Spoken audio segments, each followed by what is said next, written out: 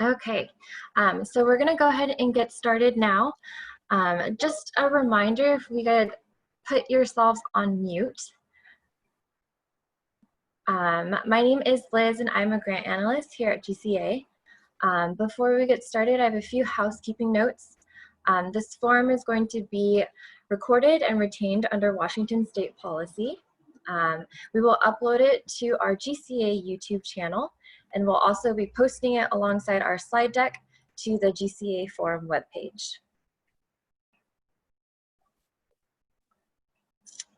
All right, so with that said, I'd like to welcome you to our GCA Summer Forum. We have material prepared for the entire hour. We want you to be engaged, and we encourage you guys to ask us questions using the chat feature in Zoom. Azalea is going to be monitoring the chat, and after each segment, we'll pause and answer as many questions as possible before moving on to the next segment. If we have any time remaining at the end, we'll try to circle back and get to any unanswered questions. So we've got a pretty packed agenda for you guys. One of the most popular and requested topics we received at our last forum was finance transformation updates. We're super excited because we're joined today by 3 special guests who will talk about finance transformation, the operating model, subaward design, and how FT will integrate with Sage for the award intake process. So before we get into finance transformation updates, we're going to have Andrew Sawyer, who is part of our post-award fiscal compliance team, kick us off with a few training updates.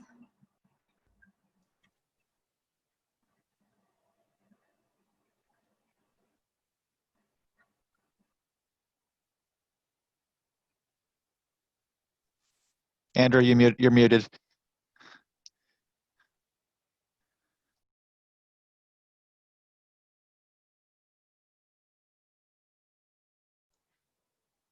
Andra's audio is not coming through, but she's not muted anymore. Hi, Andra. Sorry.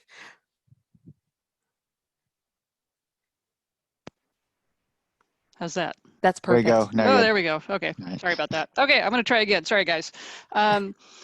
I'd like to say we've been spending the summer learning how to record, but obviously I'm having some trouble here. So Matt and I are starting to record all of our core classes on there. Our goal is to convert a lot of the ones that we offer via core in person via Zoom. I'm not going to do all of them, but most of them will be doing that. So we've been working on that. What we've also decided to do is, because a lot of those modules in some of those classes are very good sort of short tutorials on complex topics that we are frequently asked about. So what we're going to do is do 2 things with some of those modules. One is they will be part of the core class. The other thing we're going to do is embed them on either our website, Post-Award Fiscal Compliance, or GCA's website, depending on the topic, so you can have quick and easy access to them. You won't have to go through core to get to them. So they'll have 2 purposes for doing that. We're in the middle of working on this. We do have one up now, and I will show you, assuming I can do this right. So if you go to our webpage, and if you look under Training and Outreach, you'll see we've already got one up there, and it's one of our favorite topics, cost share F&A, which drives everybody crazy on that. So that's available to you if you wanted to learn more about cost share F&A. This is actually a recording of, I cover this in the F&A on the cost share class, so that's available to you. Again, we're just starting this process. This is the only one that's up there now, but we will be doing a lot more of this, and we'll be keeping you posted as we work through that. As always, any questions or inputs or comments, please let Matt and I know at our email there. So that's all I had.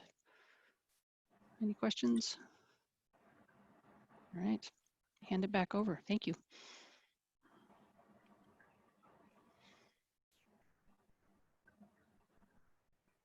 All right, thank you, Andra. Next up, we're going to have Michelle Davis speak about the upcoming training grant season. So we have many NIH training grant reports that are due in September, which is why we refer to this month as training grant season.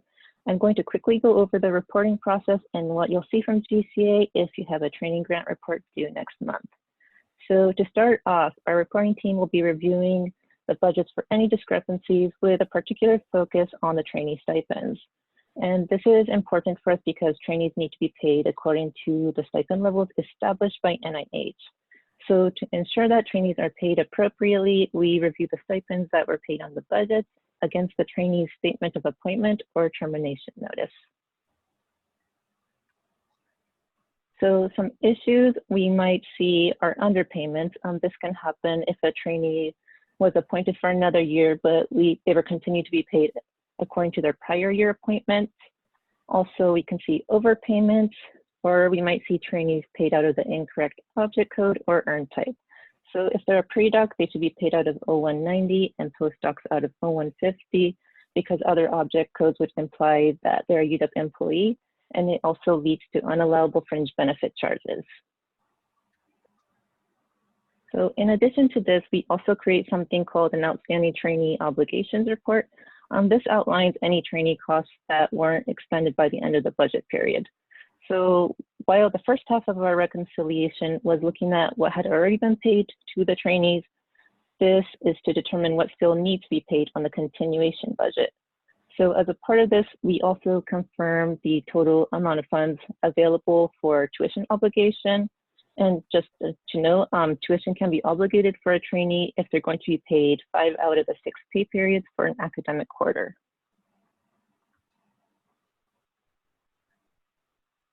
And once we've completed our reconciliation, we then send you a grant tracker communication. This is going to outline any issues we notice, such as with the stipends, unallowable charges, or any other issues that might impact the report or budget closeout. Additionally, we send you a copy of the outstanding trainee obligations report that we had prepared and the total amount available for tuition obligation. Furthermore, if we identify that the budget will have a deficit at closeout, we'll provide you with the amount as well as options for transferring off the deficit, which would be to move it to the continuation budget or to a non-federal budget. So what we ask from you at that point is to review our communication and also the outstanding trainee obligations report. And if you want to obligate any tuition into the continuation, if you can update the report with the amounts and then send that back to us via grant tracker, and then we could document that on our end. And then also, if we had identified any payment issues with the stipends, if you could work on correcting those. Some of them might take a little longer and may involve the ISC. And then finally, if we had identified a deficit, if you could just let us know where you'd like to transfer that to, we can take care of that when we complete the report. And so this was, okay. So this was just a quick overview of what's to come in the next few weeks. I've listed out some resources here that you can refer to if you want to read up a bit more on managing training grants. And of course, if you have any questions specific to your budget or just in general, you can always send us grant checkers or emails to gcahelp@uw.edu. Thanks. Michelle, I have one question. Are there any postdocs okay to be on earn type 0110? They have to be on 0150.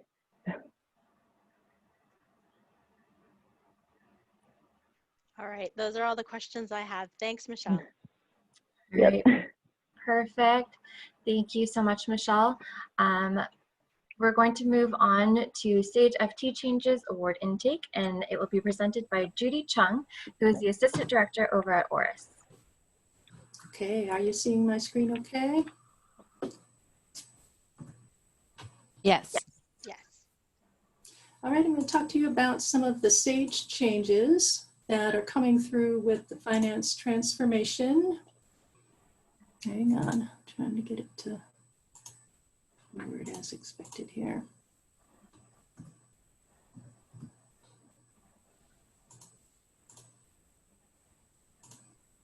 There we go. Okay, so finance transformation, this is a little blurb that's published on their materials, is trying to take advantage of as many streamlining opportunities as we can and really reimagine the way that we do business with our finance-related research processes. So in line with that, some of the discussions that we've been having at the business unit level, as well as through the process transformation teams, is how can we streamline processes from end to end, from the time when you need to communicate a need to OSP through the review and processing of that over to GCA and into the finance system. So some of what we're targeting, some actions on the SAGE side around, is moving that email intake and the communications that are happening back and forth through email to system intake instead. So new intake forms in SAGE. We're also looking at where you're doing paper approvals and turning those into online approvals, where there's big black holes of status, where you're not clear where something is at, where you need a little bit more information, and providing that transparency through SAGE, and looking at where duplicate entry is happening, both in SAGE and in the finance system, or perhaps other systems as well, and targeting interventions to streamline and move processes into a more efficient state. We're going to be targeting a couple of pre-FT releases that happen before the final workday release, in order to lay the foundation for building out some of these new award components in SAGE. So the first one of those releases is going to be around advanced budget setup. This is an area that was ripe for improvement because there's a lot of disjointed processes within it. So by tackling this one early, we allow ourselves the ability to relieve that pain point without waiting for 2 years, but we also have the ability to establish a new template for intake that we can then apply to subsequent forms of intake, like award setup or award modification intake to come. So it's really laying foundation for future work in an advantageous way. I'm going to go through some of the design concepts on the award intake, the advanced intake form, that again are going to apply to other intake forms as well. So what you see here is a new proposed layout for intake forms with our section navigation along the left. And these are some of the common elements of the navigation. So you'll generally see a general information area where you collect details specific to that type of work item. So it would look, this page would look different for modifications, for example, than it does for advances. And the cost sharing section for advanced budget for other parts of the award life cycle would be a budget and a cost sharing area. So you would be communicating new budget information there, as well as cost sharing information. For non-fiscal compliance, we would be expecting the ability to revisit those compliance questions, and for supporting attachments to be allowed for each new intake form, and a review and submit based on whether or not approvals are required for it. Then along the right, you would see references to application details where it's advantageous. There might be certain screens where it's advantageous to show other details along the right as well. So you would kind of see contextual information that's helpful to your work. Now, if we look at some of the details of the other section, for cost share, it would be pretty straightforward, yes or no. And in the short run, it would be uploading that new addendum. But in the future, as I mentioned, this would include budget information as well, the ability to connect a new version of SAGE budget here that represents the award budget, or to enter additional information related to budget here as well. This is a view of what the non-fiscal compliance might look like. So these are all familiar sections from the EGC1. So the thinking here is that this would be the opportunity to review those. And for things like human subjects and animal use, it might be updating a protocol that didn't exist before. For some of the other compliance areas, it might be making a change based on either erroneous information submitted at time of proposal, or just a change and shift from between time of proposal and a later stage, either time of award or beyond. We envision an ability to quickly say no change and move it along without having to do a lot of additional entry. And we also intend to display the most recent data submitted on the last item where it was updated, so that you're always kind of moving the latest and greatest forward throughout the award lifecycle. And for supporting attachments, pretty straightforward. You drag and drop or upload a file. And then what we'd look to build out here is a little bit more discrete types of attachments, so that we can use that strategically and say, if it's a certain type of attachment here, then maybe we also display it someplace else, and that kind of thing. So we can build some logic around the types of attachments that people submit. And this is a view of the review and submit. So for each intake, we would expect that we would present to you a summary of everything that you've entered or updated and allow you one final chance to see that all as business units will see it before submitting it. And if it is a process that requires approval, we would be presenting the approval graph to you in a little bit more user-friendly way than you see now in EGC1 and modernizing that a bit. And in the future, we'd also be looking at ways that we can provide you a little bit more detail around what might be causing a hold or what additional reviews are still in flight around things like SFI and that kind of thing. So we would start basic with first advanced release, but then over time we'd look to make this a lot more information rich to allow you to see what it is that's impeding progress and what actions you can take to help move things along. And then following on, after the advanced budget release, we want to start building out that new award section in SAGE. This will be the place where future award setup and post-award actions are taken from. So the next slide is to show you a view of what that might look like for you. So we'd intend it to be a new section within SAGE, and you'd see all of the awards that you are somehow associated with, based on the contacts and access, with the ability to search in the upper right. And when you've identified an award that you're interested in viewing or taking actions off of, you have the ability to expand and see some of the details. So what this represents in this first midsection here is all the work items that exist for that award. So giving you a quick, easy view to see what's already been received or in flight and what its status is. In the short term, we'd probably link you off to my research for the details within that. And eventually we'd look to meet all those information needs in this same place. But we'll start skinny and iterate on that. In the lower area, we might see things that are updated over the life of the award. So rather than having to dig through the individual work items to find what a compliance response was, for example, at time of advance versus time of award or modification, you can see the latest and greatest here hanging off of the award level.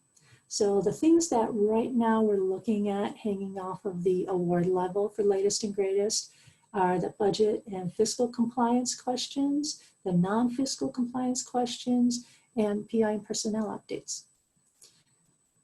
And then over to the right would be an example of how we could present to you a list of the actions that are available against this award. And we'd hope to use some smart logic here so that we wouldn't present actions to you that really shouldn't be allowed or shouldn't be taken. So that'll depend on some of the other variables, some of the other data points on that award. So for example, if it's a non-award agreement, then we wouldn't want to allow an advance against it and that kind of thing. So just kind of system logic that can help prevent mistakes from happening.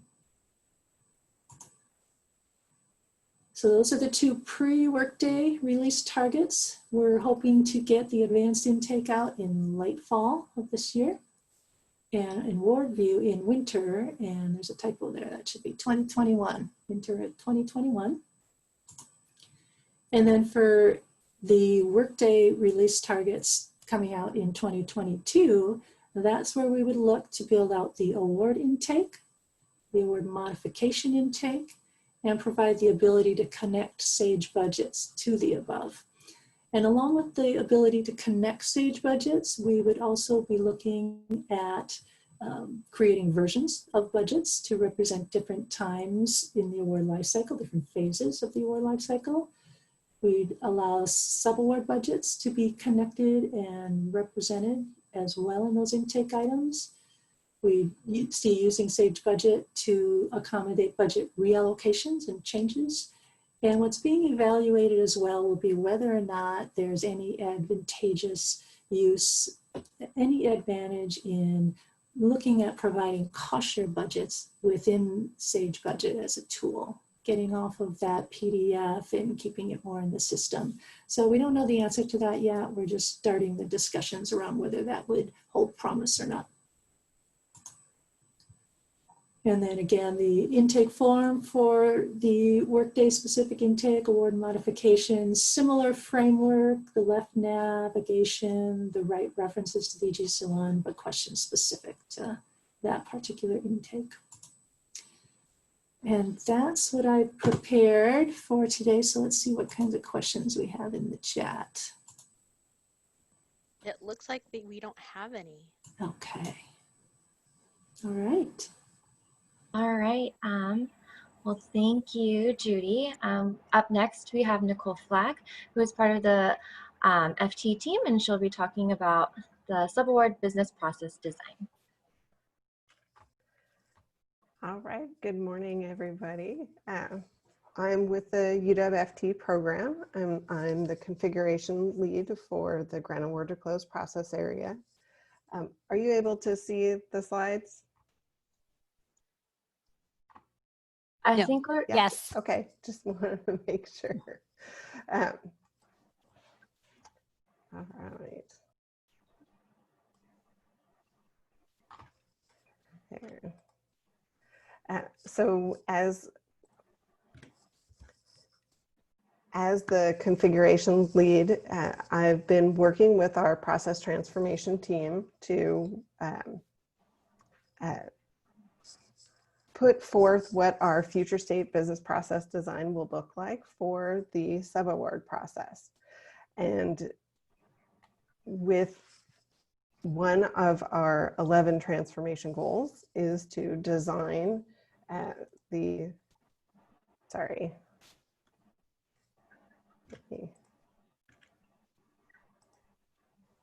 apologize here.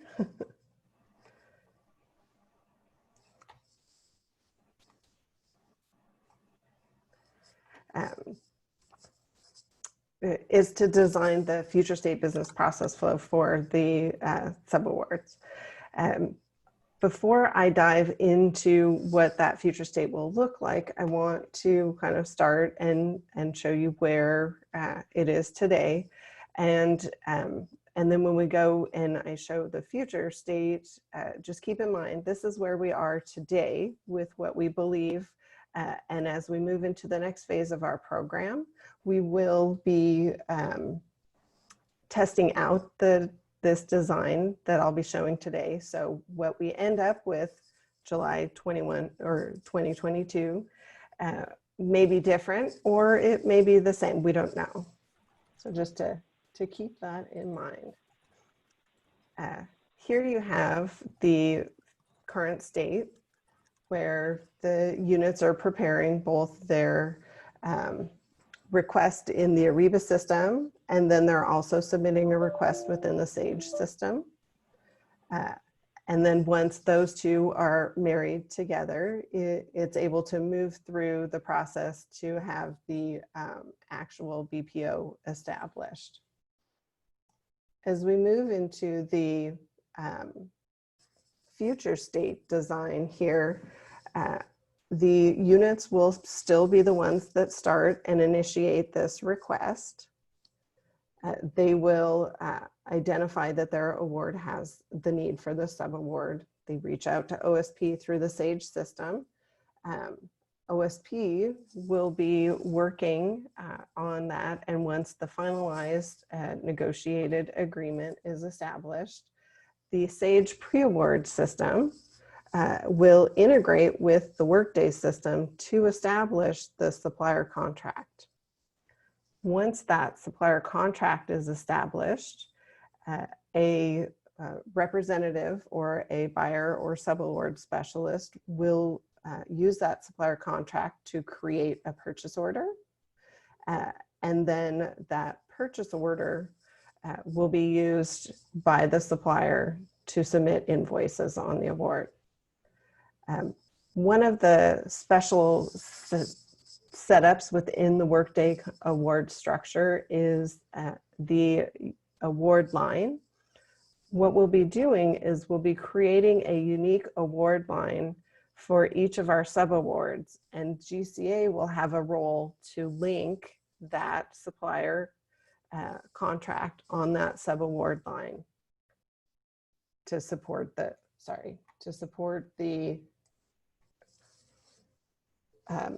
purchasing, the expenditures from that subaward for posting.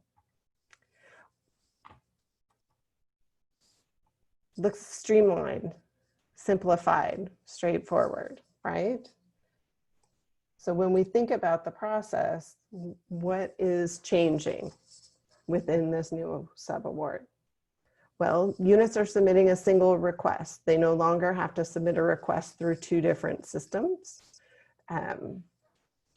And in addition to that, there's no secondary level of approval needed, because that initial request that triggered OSP to engage in the negotiations with the subrecipient for that subaward have already been granted. We don't need to then say, once we set up the contract in the finance system, that we need another approval.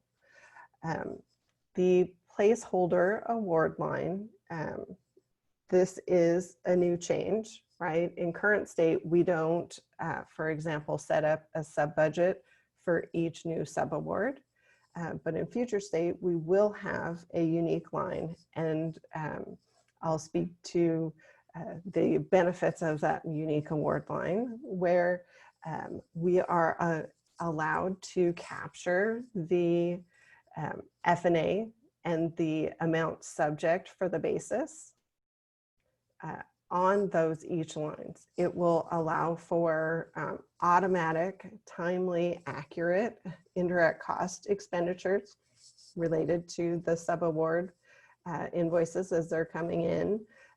No more manual F&A processes, no more need for campus units to maintain side systems to calculate and monitor all of the F&A related to the subawards.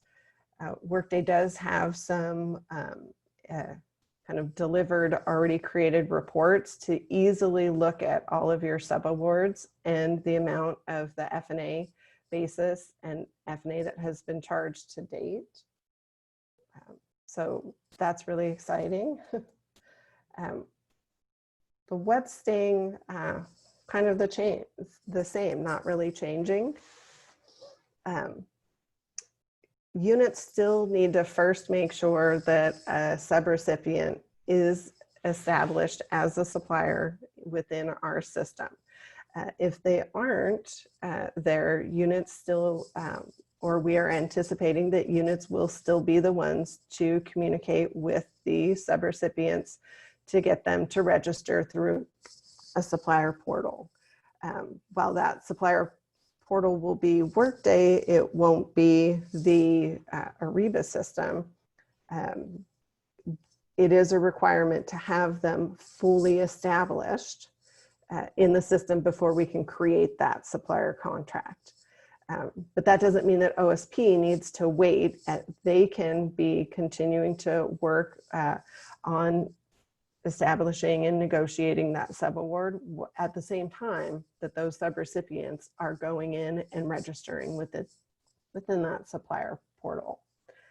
And then also, because we'll be utilizing a purchase order, these subrecipients can still submit their invoices, which will negate the need for someone here at the university to manually data enter those invoices.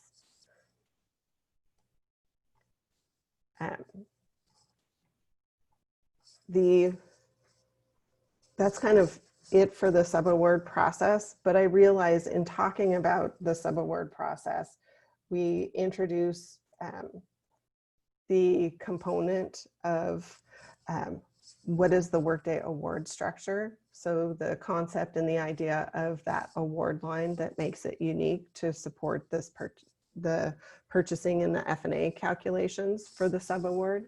So I wanted to share this slide here to kind of give you that higher level overview of what that award structure looks like in Workday. So the award, you can think of that like the umbrella. That's the overall kind of container of high-level information supporting this award. So who is your sponsor? What are the dates? What is the overall amount for this award? And various other attributes. The award line is a more granular level of detail. And so a lot of times people equate that to, say, a sub-budget or an individual budget in our current state. And within that award line, you get additional attributes. This is where the specifics of our reimbursement method come in, whether this is a cost reimbursable award or a milestone or fixed amount award. This is where we define the individual F&A rules for the award, which is so important when it comes to our sub-awards, because as many of you know, only the first $25,000 is subject to F&A for sub-awards. And so we can create those bases here individually to allow the system to do those calculations for us.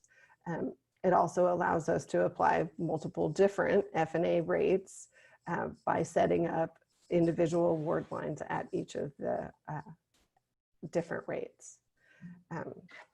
The award line is also our connection point to connect the grant work tag, which is the unique identifier in Workday for our grants. So much like a budget number is a unique identifier in today's current state, the grant work tag will be that identifier in the future. And so the award line connects the grant work tag to the award. And then also the award budget is a unique component of your award. So that allows us to break it down, whether it's for the overall award or down to the individual award lines itself. And so we've been working closely over the past several months with our process transformation team and partners in other process transformation teams to come together on the not only this award setup structure and the information that supports it, but on the sub-award process. So a lot of, wow, initial overview of some Workday for grants, but our primary focus here was on the sub-awards. So if there's any questions. Hi, Nicole. So we've got quite a few questions for you. I had a feeling. I'm going to start off with some BPO questions. The first one is, do we no longer need a BPO then? So in future state, we will have a supplier contract, which behaves very much like that, a high-level umbrella of this is our agreement with that sub-recipient, and then the purchase orders can support and be that level of, say, the BPO. Okay. So there will be a purchase order tied to it. And do you know at what point that purchase order will be assigned? So the purchase order is not assigned until after the sub-award is fully negotiated and the agreement is handed over and the supplier contract is established in the Workday system. Okay, and that will be noted in the sub-award. Yeah, so if I go back here, you can see in the middle of the screen, the supplier contract is submitted. After that supplier contract is submitted, there is the purchase order for the sub-award is created from that supplier contract. Okay, thank you. Yeah. All right, so the next question, would Workday completely replace Ariba for invoicing on sub-awards? So Yes, with Workday, Ariba, we will not be using Ariba. Is there an ETA for Ariba being closed permanently?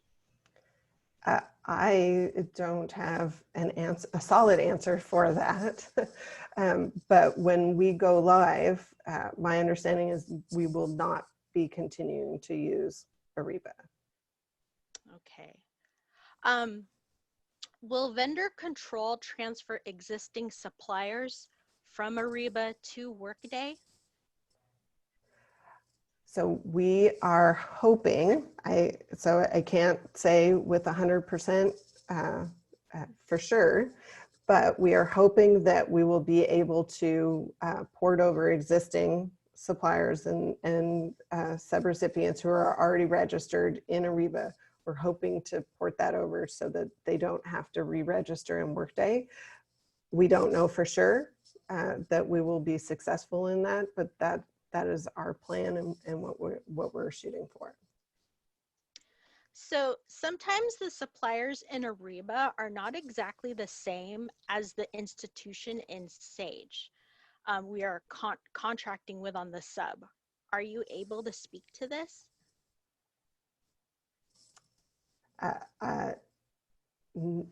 Not just off the cuff. Okay. I could maybe Thanks, Amanda. Hi, I'm Amanda Snyder from Office of Sponsor Programs, and you're absolutely right. Right now there are two separate lists. Sage has its own list of sponsors and of subrecipients, and those are two separate lists actually. And then there's also the list of vendors within Ariba, which is its own separate list. So we are taking a look at this opportunity kind of outside, but related to the FT project to see how we can, because we know we're going to need to streamline and clean up our sponsors and our other types of like subrecipients. And we're trying to figure out a better way to handle that so that there's more consistency across the different types of entities that we do business with in the university. So nothing specific except for that's on our radar to look at making that a little bit more consistent between Sage and Workday, and maybe even some other systems if we can. So. Thanks, Amanda. I have some more supplier questions. So for onboarding suppliers, it has been very difficult to onboard some suppliers. Will Workday be any easier? So I don't have an answer for sure with that. We are looking at finding ways where hopefully we can combine some of the information that we need that's unique to onboarding a subrecipient at the same time when they register as a supplier. But we're still in the design phase of seeing if we'll be able to facilitate that. So I don't know. But we understand that there are pain points around that. And so we're trying to see if there's anything we can do to help mitigate that. If suppliers are ported from Ariba to Workday, how will the suppliers be notified that communication of the PO and invoice upload will be via a different platform? Right. So this is where we transfer over into kind of the full realm of what is the procure to pay space. And so the full details of these answers, I think, would be better directed at that team. The grant award to close team was working collaboratively with the procurement team. But these are some of the details that I think that team is fleshing out that I don't have at the ready. All right. I do have one clarifying question. So it's not BPO anymore, it's a PO now, right, for the Workday? So the term is a purchase order. Okay. And then how does the invoices pay in Workday? Do we still need the PI's approval before payment is made? So we don't have the full process flow for that that end of the process, but yes, it is anticipated that an approval will still be needed for the invoice. Okay. And then I believe our last question, I'm just making sure because I had to jump around here. Okay, the last question is, will there be any training that will be specific to this in the future for the transition? So yes, there will be training for these activities. We haven't designed the training yet, right? We're still designing and testing out our processes, but there is a dedicated period of time in our later phases before go live, where training will be provided. I think, Nicole, isn't it also safe to say that we're going to need testers as yes. well? Yes, so I don't know how that process will work necessarily, but likely some of you will be asked to test the system once we have it configured, and that'll be another way to learn it. But yes, training for every module on Workday for everybody will be pretty robust with lots of resources. Yes. Thank you, Libby. All right, I think those are all the questions we have for you, Nicole. Thank you. Yes, thank you. Great, thanks, Nicole. Next, we're going to have Libby Hartman, and she's going to talk about the UWFT operating model. So I'll let her share her screen. Okay, I just put it in presentation mode. Oh, gotta hit share. Let me know if you can see my Yep, that looks good. Okay, awesome. I have to admit, you guys, I came on, I'm like, sure, I'm going to talk to a group. And then I just looked down, I saw 138 participants. Like, wow. So suffice to say, we can't go through and introduce everybody, but my name is Libby Hartman. I'm the director of the shared service and the operating model team.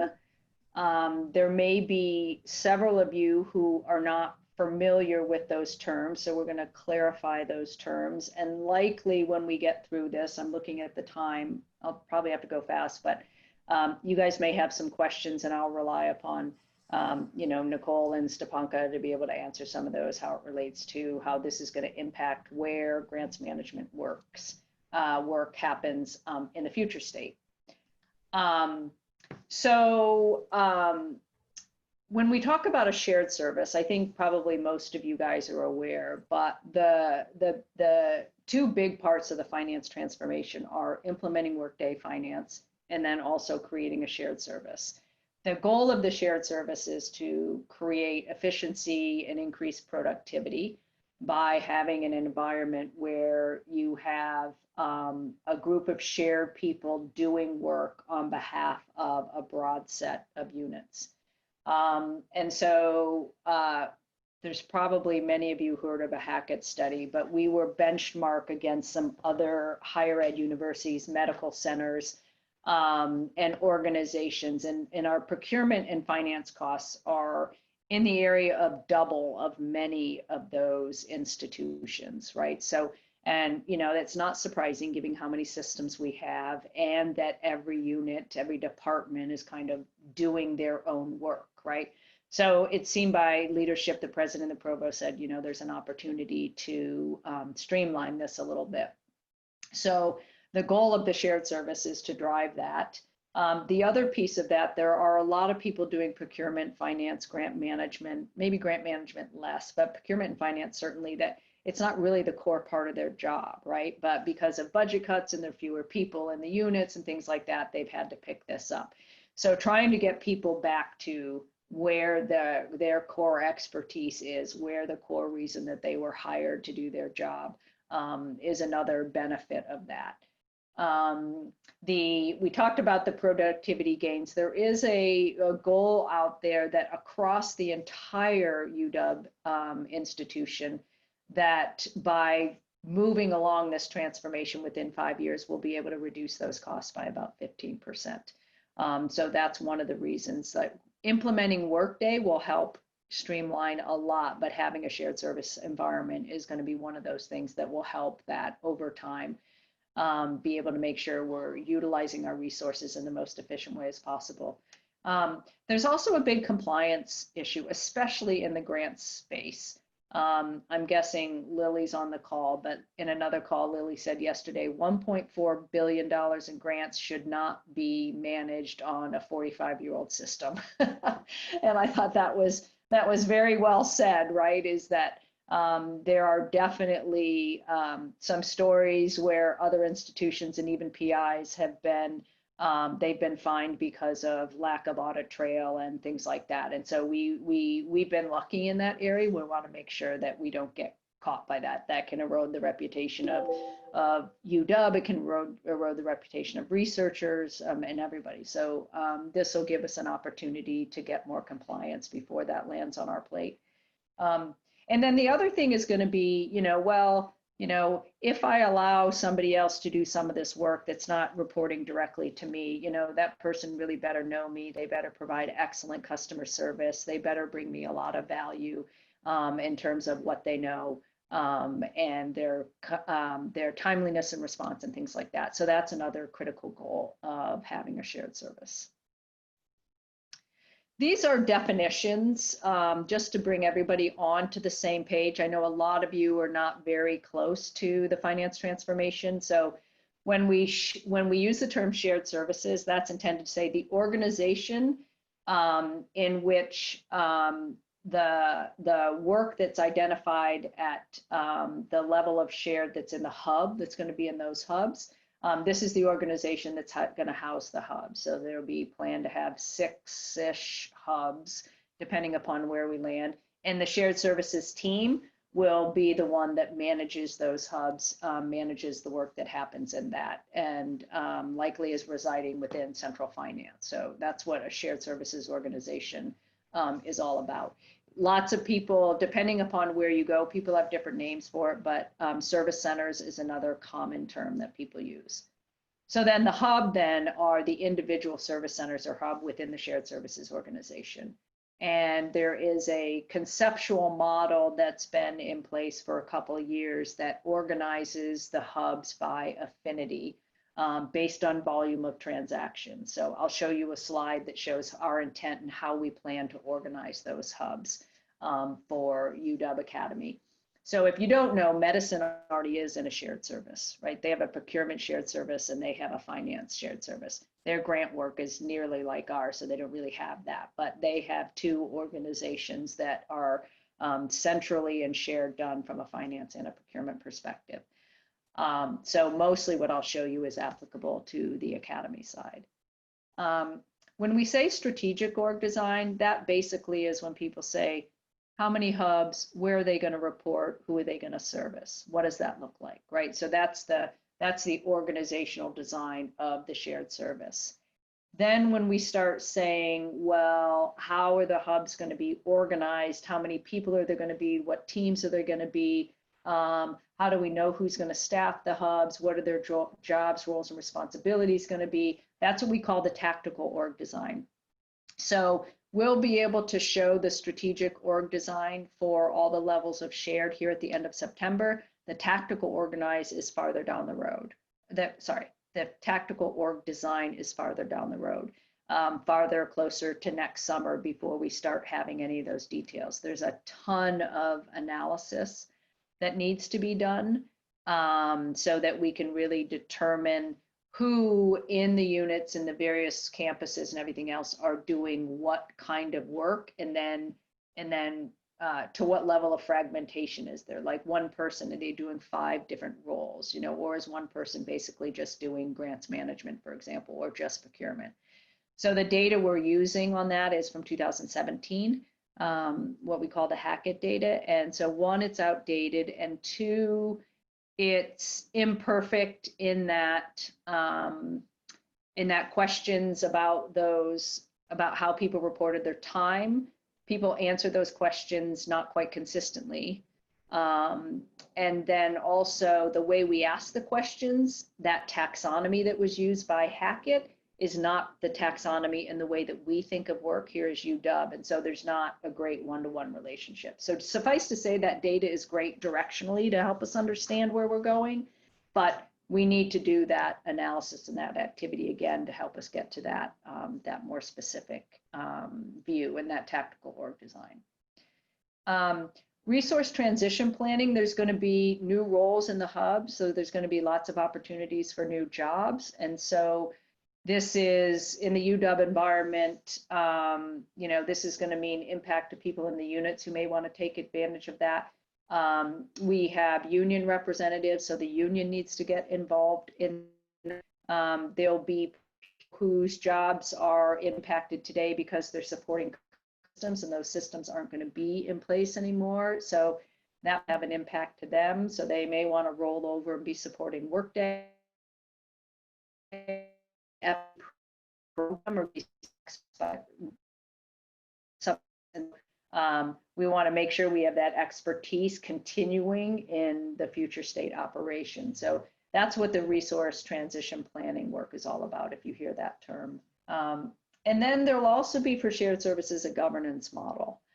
So we will have some sort of, like, imagine the Board of Deans and Chancellors, right, with administrators and faculty that will provide as a strategic board to help guide the shared services, be voices out there to the campus and to the university and to the medicine side, and be able to provide strategic direction, feedback, escalation paths, things like that. So let me just stop for a minute. We only have 7 minutes left, so I'm aware of that. Let me stop and see if there are any questions about that, or if there are things coming up in the chat. Just let me know. There's nothing yet, Libby. Okay, cool. So from a background, one just came up. Okay. How will shared services hubs be staffed? Oh, great question, Catherine. Okay, so our goal is that we open up job descriptions and that people apply for those jobs. And our goal really is that people from the units who are doing the work in the units today will be interested in doing the same work on behalf of the same unit, but in the shared service environment. That's our goal. We'd rather not have a bunch of new people when we already have this. The work really is just moving to another place so that over time we can take advantage of economies of scale. So we really are hoping that the people in the unit find it attractive to be thinking about working in the hub. We're going to try to, you know, make the jobs interesting. You know, there'll be some good career pathing to be able to work your way up, team lead, you know, hub manager, those kinds of things. We are also being open-eyed about to what extent that is possible. Can we staff 50% of the hub with people from the units? Can we staff 75% with the units? What does that look like? So we're engaged in a process now of trying to determine the feasibility of that. If you hear anybody talking about the Get Messy campaign, that's what that is. We're working with units now to actually kind of go through this from a mock perspective and look at the resources that they have and how fragmented is the work. Is this going to be across all 3 campuses? This is going to be across 3 campuses. The question about Bothell and Tacoma as their own, the question is, do they need their own hub or can they be a joint hub? So they very much, of course, want to be their own hub. I think that there are challenges with that just because their transactions are so small. There's not much room for economies of scale from that perspective. But I also think there may be an opportunity that they have one hub so that they can support each other. And then over time, maybe that hub can pick up work from other units as we need. You know, we don't want everybody to have their own hub because that's not a shared service. That's not an economies of scale play, right? The whole idea is that you have it so that if somebody retires, you don't have to backfill that because they only have one person in the unit. You have it like, oh, there are lots of people that can spend that extra 10 hours a week servicing that unit because they're in that shared environment. So that question has yet to be answered. And that's something that we're working through with both of those campuses. Have impacts at the department level been considered? We are in the process of doing that. So we are literally meeting with every single unit, and we're looking at, based on the level of shared, what that will look like and what the impacts will be. And there will need to be problem solving unit by unit based on this approach. So this is the thing that's really, really challenging. As an example, let's say we identify somebody who is doing procurement work 50% of their time, and they want to move to a hub because they see an opportunity to be a team lead, and they really want to be a strategic sourcing person, and there's lots of training and career path good stuff to go into the hub, right? What happens with the other 50% of their work? That isn't in the shared service environment. So somebody's going to need to do that other 50%. And that's where the units will have to figure out, how do they shift that work around, and is that possible? What types of responsibilities and transactions will be performed by shared services hubs? Okay, let's go straight to that slide. Levels of shared, real quickly, is determining what will stay in the unit, what will move to the hub, what will be at the org-wide level, which would be like central finance, GCA, things like that, and then what's at the enterprise level. So that's the concept of level of shared.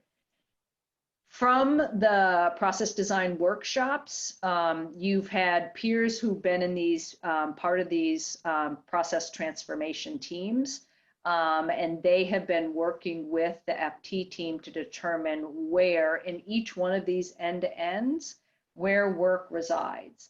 And so you can see here your grant to award to close in the middle here. I'm in presentation mode, so I can't highlight it, but then you see that in the middle, and then you see local. So this is the stuff here in black that's highlighted. That's what's staying in the unit. The regional hub, that's where the cost transfers and the JEs, the journal entries we're imagining there, the closeout reconciliation for awards, effort reporting review, and then clinical trial invoicing on the med side. That would be what we plan on having in the regional hub. And then we have pre-award administration, which is happening at the org-wide. That's happening, is that research? Is that on the research team? That happens in the research team, I believe. And then at the enterprise-wide level, this is where you have post-award setup. This is where GCA is, and you have this activity. So that's what's planned for post-award. One of the questions that comes up is, if you have somebody that does pre-award and post-award, what's that going to look like if the post-award moves to the hub? And that's something that, again, we'll address unit by unit, and what does that look like, and what are the implications there? And we're still kind of gathering feedback on that. I wanted to quickly just point out, it is noon. We had this forum from 11 to 12, so if you do need to pop off, we do understand that. But if Libby, you're okay with continuing, we can continue for a little bit longer and finish up. I do have some time to continue if people would like. Okay. All right, so the next question is, if work moves but staff do not, are layoffs possible? I think it's only fair to say yes, that is possible. That is possible, yes. Okay. What is the timeline for finalizing the shared services model so that departments can use this information to fill current and upcoming vacancies appropriately? This is really hard. So timeline, in those definitions, that strategic org design, that is going to be 90% solid by the end of September. The tactical org design, that's going to be farther away, probably summertime. But I can tell you the units are already talking about the implications of FT and what that looks like. And we just have started having conversations with everybody about what those implications are, and what the units and the departments in the larger units, the schools or colleges, are doing. So this is going to be a pretty iterative process, but given the fact that the president just put out, a 5% reduction in the budget cuts, they're thinking about that in addition to, okay, FT and Workday are coming soon. How do I manage all of that together? So we're working very closely to try to make sure that as we navigate this budgetary situation, that we align it with what will naturally occur by building a shared services and then going live, which isn't until July 22. So it's hard, right? It's very hard to navigate that, but we are having lots of discussions with the individual units, and they are planning and trying to figure this out. Is UW anticipating any FTE reductions as we look to move from a department model to a hub model? Based on what I've heard, I think the spirit would be that, in many cases with shared services, there's just planned layoffs, right? And I think the spirit would be that we would hope that would not have to be the case. But as you're trying to be more efficient, that's why I said I think layoffs could be potential, right? But the goal would be that we allow natural attrition to take place, so that if somebody is retiring, rather than then backfilling, you take an opportunity to have economies of scale from that standpoint. There are no plans for a layoff at the FT level. Like, that's not in our plan, that's not our scope, that's not anything that we're planning for. But as the units think about how they need to do budget cuts, those oftentimes having the people resources may need to be part of that. I haven't been at the U too long. There may be other ways that costs can be reduced. So I think every unit is going to need to figure out and address that for themselves based on the work that they have, the funding that they have. So the question is, who will pay for that portion of the job? And I'm assuming it's the hub jobs. Yeah, is that the question? Yeah. I can't give you a bunch of specifics because there's such a complicated answer to this that I've been asked to make sure that finance people are addressing this with the unit administrators. But the idea would be, like all services that are done on behalf of units, like facilities costs, like IT costs, that there is a chargeback. So the shared service, there would be a chargeback to the units for the shared service based on, I think, FTE headcount. Okay, and that looks like all the questions we have in the chat. You guys got way ahead of me. You asked all the questions usually after I go through all my slides. So I can just show you like what you'll get if we send this out. So this is the procurement slide, which shows the level of shared. You'll notice here with the hubs, there are some places that there is nothing happening in the hub, like in the AP area, strategy and planning, revenue strategy and planning, supply chain logistics. This is the conceptual model in terms of how we plan to have the hubs organized right now. There's a lot of analysis to look at again at a specific level, particularly in some of these admin areas and auxiliary. So you see the question mark over here on the right-hand side. So we're in the process of making some of those, doing the analysis and making some of those decisions. Up top here on the org wide, you see for the work that's moving to the organization, this is just an attempt to show the organizations that are likely to have to pick up that work because of what they do. And then this enterprise-wide shows organizations that may take accountability and responsibility for governing decisions across academy and medicine. Somebody asked in a previous meeting, is this hierarchy? Is this intended to be a hierarchy? It is not, right? This is not a hierarchy. The hubs don't report into these org-wides. The org-wides don't report into these enterprise. This is just intended to show the level of shared. And then just to give you an idea of what a hub might look like, or that what the shared services would look like rather. So here's the arts and sciences, professional schools, central admin, school of medicine example. And then within each one of these, based on the level of shared, there'll be probably a procurement team, a grants team, a record to report team, and then a miscellaneous AR team. Depending upon the volume, maybe a couple of those come together. Again, this is what the analysis will drive. And then down here, you see there'll need to be a shared service operations team, right? So project managers, you know, communication, BI analytics, training, all that kind of stuff. So that's sort of what the shared service as an entity will look like with the hubs that are planned right now. You'll see down here TBD hubs, right? So this is where when we decide about what to do with the auxiliaries and the campuses and everything else, that will become more clear.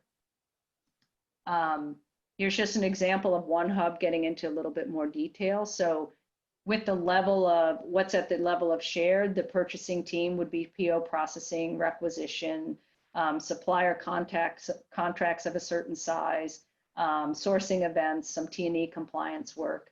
And you can see the grants here, performing comms transfer, closeout reconciliation, effort reporting, clinical trial if appropriate, and then record to report, journal processing, help with year-end close, and then miscellaneous AR, external invoices, and then any needed invoice adjustments. So this is just to give a flavor of the types of work that'll be happening in that space. And the other slides I could speak to, but since we're over time, I think this is the meat, especially given the questions that you guys asked. So if there are, why don't we just spend the rest of the time, if there are any other added questions that came in, I can address those. Yes, one just came in too. Will the hubs also handle HR duties, or is this solely a finance-focused perspective? Only finance, procurements, and grants. The ISC is the shared services for HR. So who is submitting the grant proposals? Nicole, who is submitting the grant proposal? So we haven't tackled any of the pre-award processes or structural changes, right? When it comes to finance transformation, we pick up at the post-award side.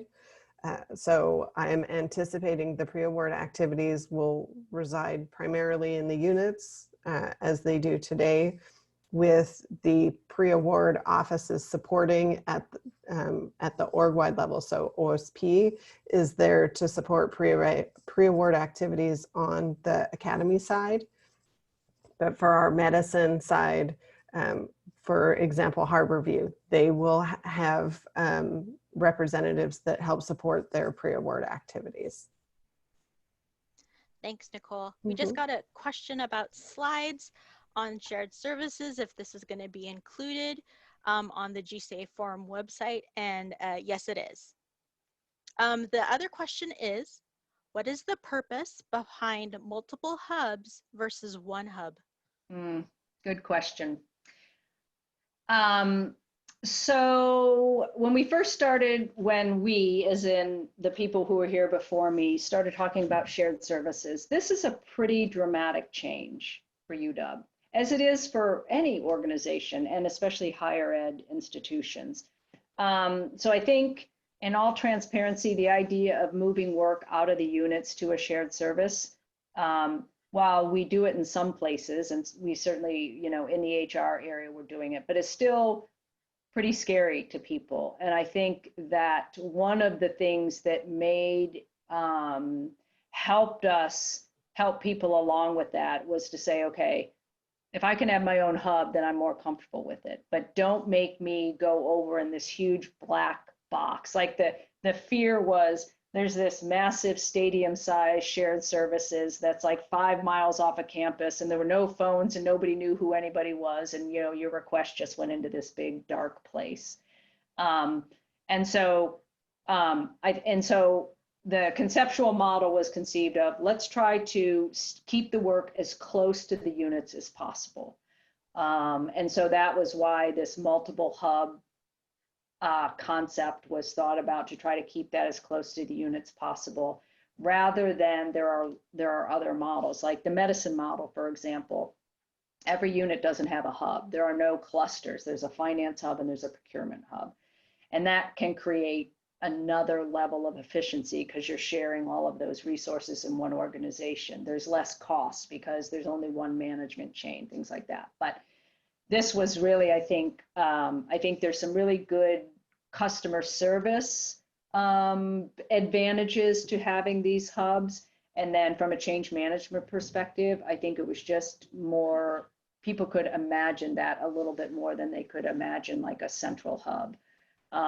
And Mark Richards came from Berkeley, and they tried to do one central hub, and it was a complete disaster. And so in his mind, you know, that was the one thing, don't tell me we're going to this one single hub. Likely 3-5 years, you'll see some shifting.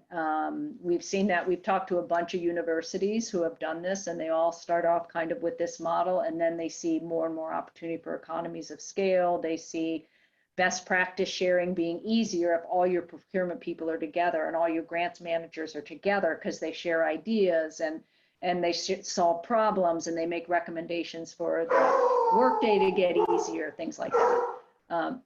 Sorry, my dog's very excited about that. So that was the reason. It's a smaller step towards transformation, so a little bit more palatable and doable. Is shared services something everyone has to join in, or is it opt-in? It is not opt-in. Everybody does have to join in, and it has to make sense. There are some units that have very unique, I'll use business models for a better word, but they do very, very unique things, or they have systems that need to be integrated with Workday. And if in order to have an end-to-end transaction, you'd have to know both systems.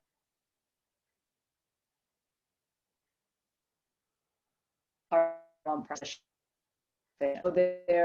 there is no, I don't really want to, so I'm not joining in, but we have a very hard time seeing how this is going to be more efficient for us, and how we're going to have to give security access to somebody in the hub for this system. So there are things that just don't make sense, particularly in the first phase as we're trying to figure this out. So likely there will be some units who will not be in the first phase of the shared services. Will there be different recharge rates associated with the different hubs depending on work type and load? I think the plan for the recharge rates is going to be FTE related. So if you're a unit with 50 people versus a unit with 5, it's going to be on a per head basis. If we say maybe what you're getting to is like, oh, we don't do any procurement purchasing, we just do, we just have somebody in the hub doing journal vouchers or whatever. That gets complicated, right? I don't know if that's been considered or if that's even the case. So I don't know if that'll be the scenario. I don't know how we would manage that. But if it comes up that way, we're gonna have to figure it out. But we don't want the management and the costing of this to get more complicated than the actual work, right? Then we're not meeting our objective. I'm going to let somebody at a much higher pay grade figure that out than me. What is the difference between the central stores model we had about 15 years ago, which, when it closed, moved business functions to the departments, to this idea of moving services back out of the departments as a shared one? This sounds like, I don't know what the central business functions were, but it sounds like that was a shared service. So it sounds like the pendulum swinging a little bit, that it's coming back. I think if based on the time and the conversation that I've been having with people, UW has a ton of pride in the independence of its units. And being able to manage their own work and their own budgets and their own research, right? And that is very, very grounded in the culture, and has so many positive, fantastic things that can come out of that innovation, not being constrained by how one person does one thing and everything else, right? So here we are 15 years later, and we have over 800 financial and procurement systems because of all that innovation. And we can't close our books. Not only can we not close our books on a monthly basis, we can't close our books almost on an annual basis without a Herculean effort. So I think that there's now a, in research, yes, we want to innovate. In teaching, yes, we want to innovate. Do we want to innovate in the finance area?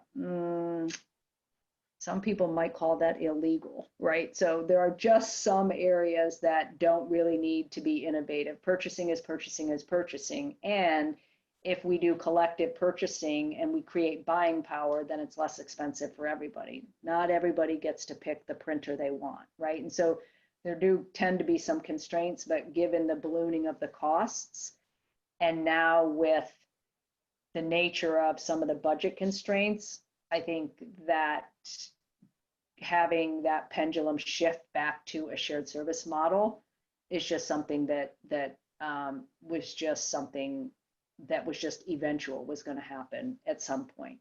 So that's Libby's explanation of it. I don't know, somebody else might have a different explanation of it, but that's kind of what I've seen in my career, is kind of that pendulum shifting. All right, it looks like there are no more questions. Oh wait, I got a new one. Going back to the hub slide, have each of the departments that are listed within the 6 different hubs brought into the new hub structure? Is further discussion still possible for departments that are not listed under needs further discussion? Let me read that. Have each of the departments that are listed within the 6 different hubs bought into a new hub structure? Is a further discussion still possible for departments that are not listed under needs further discussion? Oh, that last piece, I'm not sure I understand the first one, but maybe we're talking about this slide. Let's see. And maybe Catherine, if you come off mute and explain, are we talking about this slide? Yes, this slide. Yeah, okay, so as an example, we just had a meeting with CoMotion this morning, and they have, the work that they do is very interesting, and they have like the invoicing scenarios that they have. One example was like, they let their customers not pay for 2-3 years. The reason is because they're trying to solve cancer, and okay, if they don't pay their bill to us for 2 or 3 years, that's okay, because they're in incubation and they're trying to do this. And so do we want to put them through the Dunning cycle like we do everybody else? No, right? So for that one, like, okay, CoMotion, maybe we would put that over further discussion required. It's just such a maintenance thing on the slide. We should put a caveat on here, many of these under review. So CoMotion is one of those that's interesting. APL is also very interesting. They've got, Department of Defense stuff going on. They've got security issues. We have facilities under there. Housing and Food Services has some challenges. That would mean it wouldn't, and then frankly, a lot of these that are under the central admin hub, we have yet to even get to them. So we've been very much focusing on the academy side, the people who do academics rather than the central admin. So as we dive into that, likely there may be that list of doesn't make sense might get a little bit longer. And you're the second person that said, hey, can we see the maybe list? We want to see that. So maybe we need to do a little bit better about highlighting what's still under discussion, so just people are aware of that. It's really just, we have these conversations. I go from meeting to meeting to meeting, right? So it just would be a slide maintenance challenge to do that. But yes, there are still some open questions, so that we really don't want to make any dumb decisions. I'd rather I'd rather have an organization like go into a phase 2 rather than try to shoehorn them into phase 1 when we're not sure if it makes sense. I'd rather leave them alone in the beginning until we really land it than try to bring something in that has a bunch of complicated processes that we don't want to do more harm than good, right? So I think that's answering your question. So Libby, we have a request to see the prior slide. It's the one with each hub in boxes. Is that this one? Yes. Okay.